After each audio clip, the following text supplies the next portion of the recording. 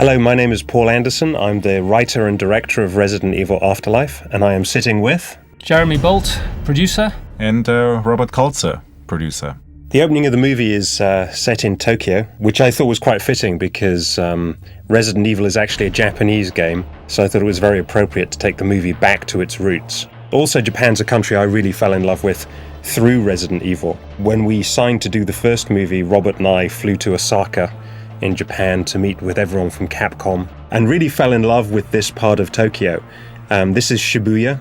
There's a thing called the Shibuya Scramble, which is where they close down 5 intersecting roads, and it's filled with pedestrians. For about 60 seconds they kind of scramble across the road. And I was very taken with this part of Tokyo and decided that it would be a great place to show the start of the outbreak in Japan.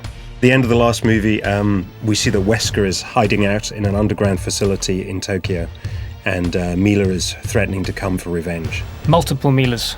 And now this rather attractive pair of legs belongs to Mika Nakashima, who is a very big Japanese pop star who flew all the way over to Toronto, which is where we shot this part of the sequence.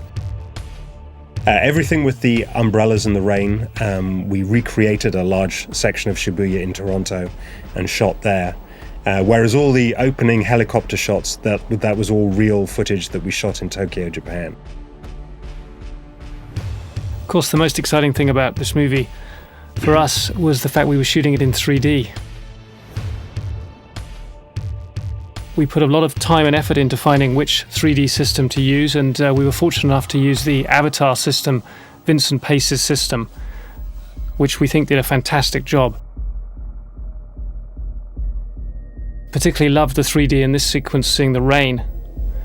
I mean, it's completely changed your approach to filmmaking, Paul, hasn't it? Yeah, I mean, I'm a complete convert to 3D and to shooting in 3D as well.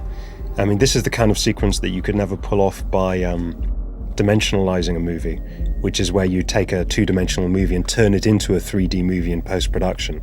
This scene shows so much depth because of the rain, and that's something that you could never capture in a post-production process. You can only get that kind of effect by actually shooting with 3D cameras.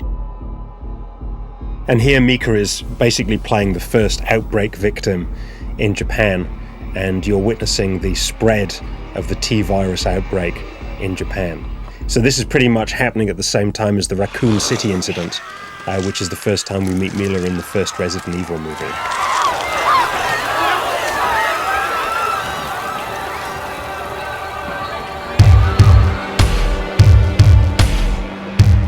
I thought it was terrific how Mika spent hours and hours in pouring rain.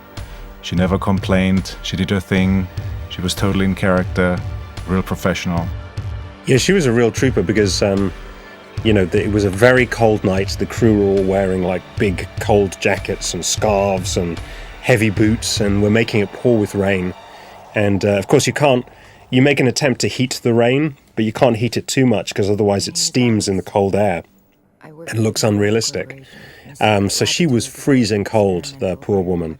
And we did take after take after take. We were shooting the scene for an entire night. And like Robert said, she never complained once. Very tough Japanese pop stars.